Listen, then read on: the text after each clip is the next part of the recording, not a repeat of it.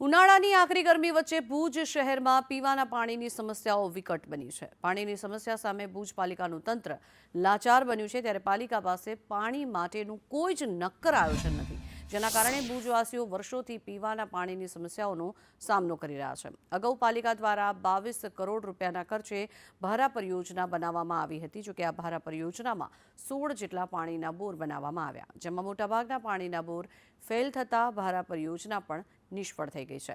હાલમાં પાલિકા હસ્તકના 10 જેટલા પાણીના બોર છે, તેમાં પણ 4 બોર બંધ હાલતમાં છે। પાણી મુદ્દે કોંગ્રેસ પણ પાલિકાના શાસન સામે અનેક સવાલો ઊભા કર્યા છે। તેમણે કહ્યું કે વર્ષોથી ભુજમાં પાણીની વિતરણ વ્યવસ્થા સંપૂર્ણ નર્મદા નદી પર આધારિત છે, ત્યારે અવારનવાર નર્મદાનું પાણી બંધ થવાના કારણે પાણીની સમસ્યા ઊભી થાય છે। અત્યારે નગરપાલિકાના 10 બોર છે, એમાં 10 બોરમાંથી 7-8 બોર જ વર્કિંગ થતા હોય અને 24 કલાક બોરી કાર્યરત રહેતા હોય, એના કારણે એકાદ બોર 2 બોર આગળ પાછળી ચાલુ બંધ મેન્ટેનન્સનું કામગીરી ચાલુ જ રહેતી હોય, પણ ઓલ ઓવર 10 બોર છે અને નર્મદાનું અત્યારે આપણે 45 mld પાણી મળે છે, 4 mld હજી પાણી વધવાની રજૂઆત સ્થિતિ છે।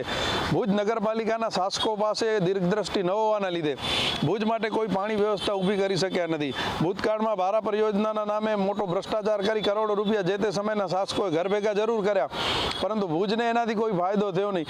આજે નગરપાલિકા પાસે ભુજની નજીકમાં ડેમો છે, ત્યાંથી પણ પાણીની વ્યવસ્થા થઈ શકે એમ છે કે બોરથી પણ થઈ શકે, પરંતુ આ લોકોની અણાવડત અને ભ્રષ્ટાચારના લીધે ભુજ આજે પણ સંપૂર્ણ